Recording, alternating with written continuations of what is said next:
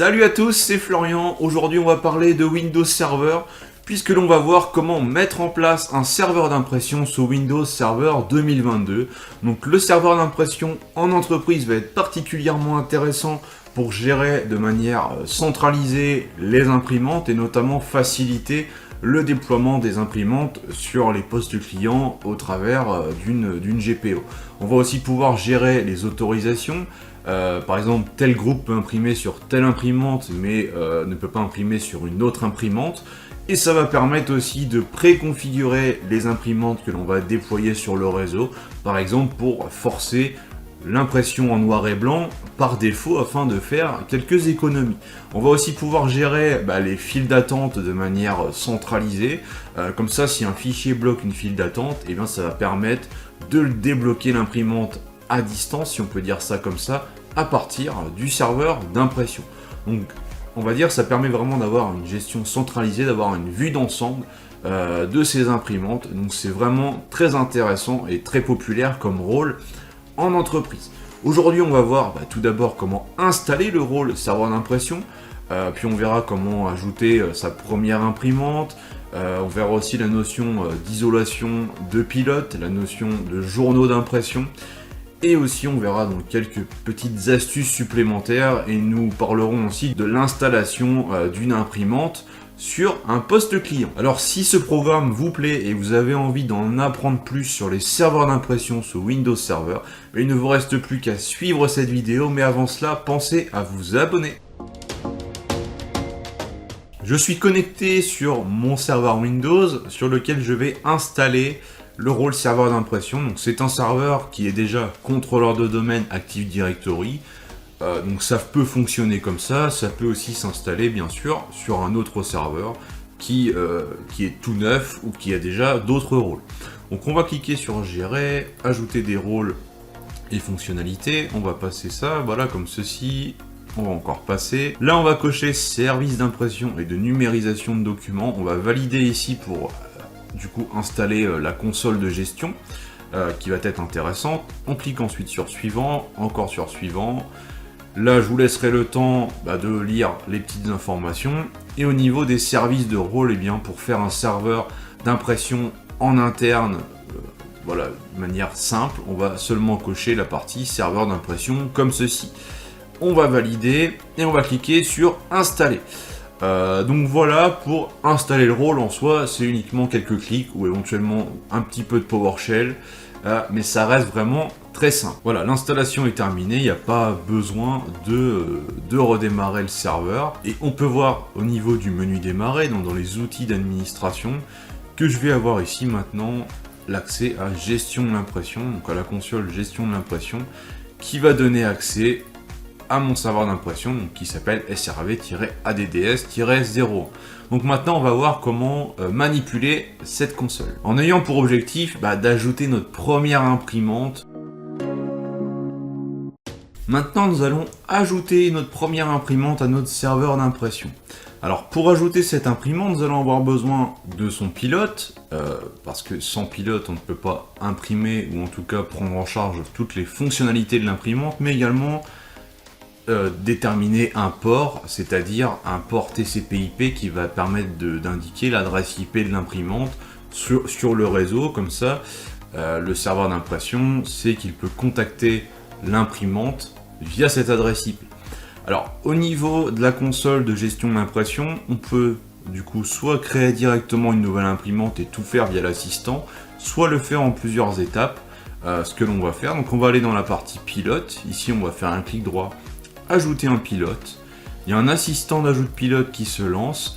Là, il nous demande si on a des PC en plutôt 32 bits, 64 bits ou en ARM64 pour utiliser les bonnes versions de pilote en fonction des versions de système. Je vais rester sur du 64. Je fais suivant. Là, on a plusieurs types de pilotes qui sont proposés par défaut, ou en tout cas, ils remontent aussi ceux qui ont été installés sur le serveur. C'est pour ça qu'ici, j'ai HP. Vous, si vous avez un package de pilotes que vous avez téléchargé sur internet et que vous souhaitez l'importer sur votre serveur d'impression, vous allez cliquer sur disque fourni, sur parcourir, et là vous allez aller chercher le fichier INF qui correspond à votre pilote. Donc peut-être que c'est un pilote Canon, HP ou Sharp ou je ne sais qui, et que c'est votre prestataire éventuellement qui vous l'aura fourni. Moi je vais prendre une imprimante HP, voilà, un petit peu que j'ai pris au hasard. Par exemple, je vais prendre celle-ci. Je vais faire suivant, et là donc je vais importer ce pilote dans mon serveur d'impression. Donc on peut voir ici qu'il est bien apparu. Maintenant je vais aller créer un nouveau port. Je vais faire un clic droit, ajouter un port. Là, je vais prendre standard TCP/IP puisque c'est un port réseau. Je clique sur suivant. Là, on met donc l'adresse IP de l'imprimante pour que le serveur d'impression puisse la joindre. Le nom du port, donc pour que ce soit parlant, on va mettre le nom de l'imprimante. J'imagine que vous avez une nomenclature dans votre entreprise où chaque imprimante a un nom spécifique. Là, je vais mettre imprimante HP. Voilà, comme ceci. Je fais suivant. Là, il va essayer de contacter l'imprimante, notamment pour déterminer le type de port TCP/IP. Donc là, moi, forcément, l'imprimante n'existe pas, donc ça ne va pas aboutir. Mais chez vous, ça devrait aboutir et vous permettre donc d'avoir l'information à l'écran, mais il vous restera plus qu'à faire suivant et à valider. Voilà, donc je clique sur suivant, je fais terminer. Fermer. Maintenant, j'ai bien ici mon nouveau port que je pourrais modifier à tout moment si notamment l'imprimante venait à changer d'adresse IP. Ça, c'est fait. Maintenant, on va aller dans la partie imprimante et on va ajouter une imprimante. Donc là, on pourrait rechercher une imprimante sur le réseau, etc., même créer un port. Nous, on va prendre le port que l'on vient de créer, qui s'appelle imprimante HP. On fait suivant, là c'est pareil, on choisit le pilote que l'on vient d'importer, même si on pourrait installer un pilote, on fait suivant, on nomme l'imprimante, donc pour que ce soit parlant au niveau du serveur d'impression, tout en sachant qu'on peut en profiter pour la partager, donc là c'est pour vraiment la rendre visible sur le réseau, notamment au niveau des postes clients, afin qu'elle soit installable par les utilisateurs. Donc là je vais lui donner un nom. Je vais remettre le même, comme ça c'est plus cohérent. L'emplacement, donc là ça vous permet aussi d'apporter des précisions. On fait suivant, voilà, et donc là il va installer l'imprimante et elle va se retrouver ici sur mon serveur d'impression. Si on fait un clic droit dessus, propriété, on peut voir que dans l'onglet partage, eh bien elle a été partagée comme on l'a fait lors de l'ajout tout de suite. Donc on peut le faire aussi en deux temps, venir ici et activer le partage. Ici, il y a l'option lister dans l'annuaire qui va être intéressante pour qu'elle soit visible aussi sur le réseau pour les PC qui sont dans le domaine, mais également pour la déployer par GPO. Donc je vous recommande de cocher cette option pour les imprimantes qui doivent être déployées sur les postes clients. Donc on fait appliquer, OK. Donc à partir de là, l'imprimante, elle est en soi, elle est prête à être installée sur les postes et à être utilisée en passant par le serveur d'impression.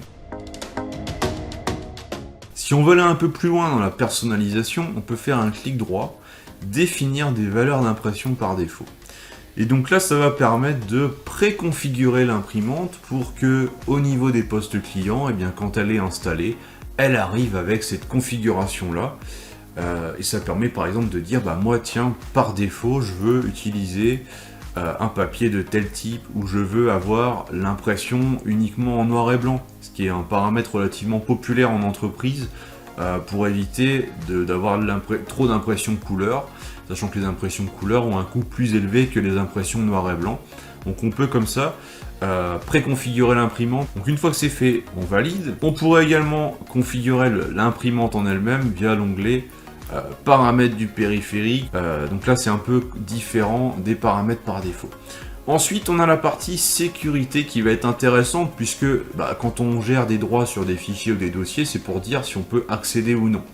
Sur une imprimante, c'est un peu le même principe. On pourrait se dire l'imprimante HP est accessible uniquement aux membres d'un certain groupe de l'Active Directory, puisque c'est l'imprimante de tel ou tel service.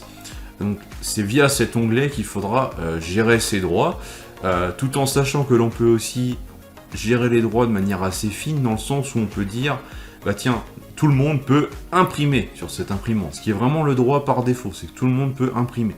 Ensuite, on peut dire gestion des documents ou gérer cette imprimante en fonction des groupes que l'on va ajouter dessus. Donc ça peut être aussi des petites options intéressantes. Parlons maintenant de la notion d'isolation des pilotes. Parce qu'en fait, quand on a des pilotes qui sont importés sur un serveur d'impression, il y a plusieurs modes. Donc là, on peut voir ici la colonne isolation du pilote, aucun. Si on fait un clic droit sur un pilote et on a définir l'isolation du pilote. Donc on a aucun, partagé et isolé. Alors qu'est-ce que ça veut dire? Eh bien, quand on est sur aucun, ça veut dire qu'il y a un processus qui tourne sur le serveur et qui regroupe à la fois la partie serveur d'impression en elle-même, mais aussi les processus liés à l'exécution des pilotes.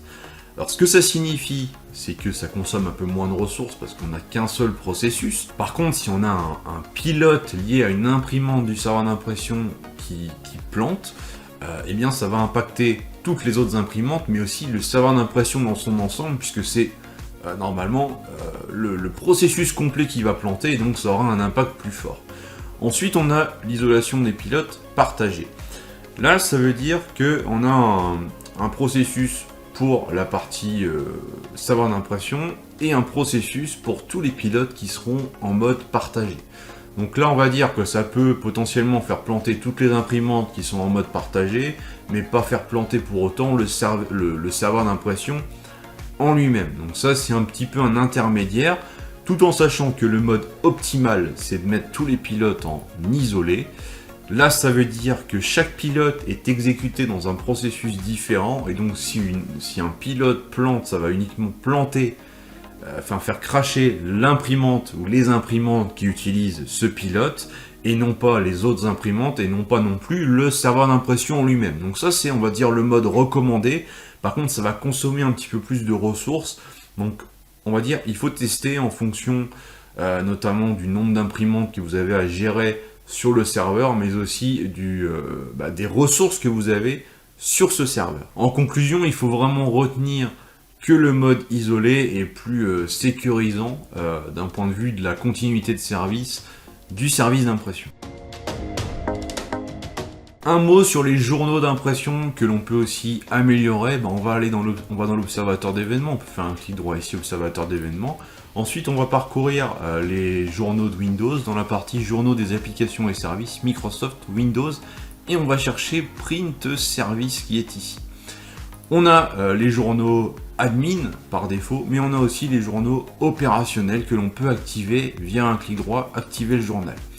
Alors en fait, avec ces journaux-là supplémentaires, on va pouvoir aller plus loin dans la traçabilité de ce qui a été imprimé, à quelle heure, sur quelle imprimante et par quel utilisateur. Ça va permettre d'avoir des événements avec la ID 307 qui vont nous dire tel document a été imprimé par le propriétaire, donc là on aura le nom d'utilisateur à partir sur telle imprimante. Donc là en fait à chaque impression on aura un événement avec la ID 307 qui sera généré et qui donnera des informations sur qui a imprimé sur quelle imprimante, avec quelle taille de document. Donc ça peut être intéressant pour faire du suivi. Après bon, c'est un petit peu peut-être intrusif comme système parce qu'on va vraiment tout tracer au niveau des impressions. Ça peut être aussi gourmand en termes de journaux, donc il faudra peut-être adapter la taille du journal dans les propriétés. Voilà, donc c'est à connaître en termes de gestion des logs sur le serveur d'impression. Autre chose qui est très pratique, c'est la possibilité de purger les logs, parce que ça arrive de temps en temps, eh bien, il y a un job, il y a une impression qui a du mal à passer, et donc ça bloque la file d'attente de l'imprimante, et là vos utilisateurs ne peuvent plus imprimer à cause de ce fameux document, et des fois, depuis la console de gestion des impressions, et bien même quand on ouvre la file d'attente ici, on voit le document, mais on n'arrive pas à le supprimer. Alors pour ça, il y a moyen de forcer les choses. Ce qu'il faut faire, eh bien, c'est s'occuper du service spooler d'impression. Parce qu'en fait, il y a un service qui s'appelle donc spooler d'impression sur le serveur, et donc ce service, on va le retrouver dans la console service ici, comme ceci, voilà. Et ce service-là, donc il va falloir faire un clic droit, arrêter. Donc là, ça va vraiment stopper la possibilité d'utiliser votre serveur d'impression. Donc c'est quand même pas neutre. À partir de là, ça va déverrouiller le dossier qui est ici, le dossier spool printers. Et c'est dans ce dossier-là que vous allez avoir des fichiers avec des noms un petit peu bizarres, aléatoires, qu'il va falloir supprimer pour purger toutes les files d'attente d'impression de vos imprimantes et donc débloquer la situation. Une fois que ça c'est fait, eh bien, on va venir ici et bien sûr on va redémarrer le service spooler d'impression, et là normalement vos imprimantes vont pouvoir être relancées. Enfin bon, les impressions vont pouvoir être relancées sans aucun souci. Pour éviter de le faire à la main et gagner aussi du temps, pour que ce soit plus réactif et avoir une coupure la plus petite possible, eh bien on peut faire ça aussi en 3 commandes PowerShell que je vous ai mis à l'écran en petit bonus. Maintenant, nous allons voir comment on peut installer une imprimante sur un poste client, l'imprimante en tout cas qui est partagée sur le serveur d'impression. Donc pour vérifier que notre serveur d'impression fonctionne, eh bien on se connecte sur un poste de travail. Ici, je me suis connecté volontairement en tant qu'administrateur et je vais aller dans imprimante et scanner. Je vais cliquer sur ajouter un appareil tout simplement et là on peut voir directement qu'il voit mon imprimante qui est partagée sur mon serveur d'impression. Donc je clique sur ajouter l'appareil, là il va se connecter au serveur et il va récupérer le pilote, voilà, afin d'installer l'imprimante sur ma machine. Donc là on voit ça a été très rapide et j'ai l'imprimante qui est ici et qui est dès à présent maintenant utilisable. Si j'ouvre par exemple Microsoft Word, je vais pouvoir imprimer sur cette nouvelle imprimante que je viens d'installer. Donc je fais fichier imprimer. Et ici je vais avoir dans la liste voilà, imprimante HP sur SRV-ADDS-01. Donc ça c'est vraiment mon imprimante de mon serveur d'impression. Donc on vient de voir ici comment le faire avec un compte administrateur sur un poste de travail. Bien sûr en entreprise, les utilisateurs ne vont pas être administrateurs de leur PC normalement. Et on va aussi chercher à déployer cette imprimante de manière automatique, notamment par GPO, afin d'avoir à éviter à faire ce que j'ai fait là sur 10 postes, 100 postes ou 1000 postes. Et que tout ça soit un petit peu dynamique. Alors ça c'est un sujet un peu plus on va dire particulier qui va aller un petit peu plus loin, qui va aussi nécessiter de mettre en place des GPO pour autoriser les utilisateurs à installer les pilotes, mais uniquement certains pilotes. Donc je vais aborder plutôt ce point dans une vidéo dédiée au déploiement d'imprimantes par GPO, afin que ça puisse servir un petit peu de deuxième partie à cette vidéo. Cette vidéo touche à sa fin, notre serveur d'impression il est en place, on peut maintenant ajouter des imprimantes et puis maintenant vous n'avez plus qu'à attendre la suite de ce tutoriel pour apprendre à déployer par GPO des imprimantes, même lorsque l'utilisateur qui essaie d'ajouter l'imprimante n'est pas administrateur de sa machine. En attendant, portez-vous bien et puis on se retrouve très rapidement pour la suite. Ciao!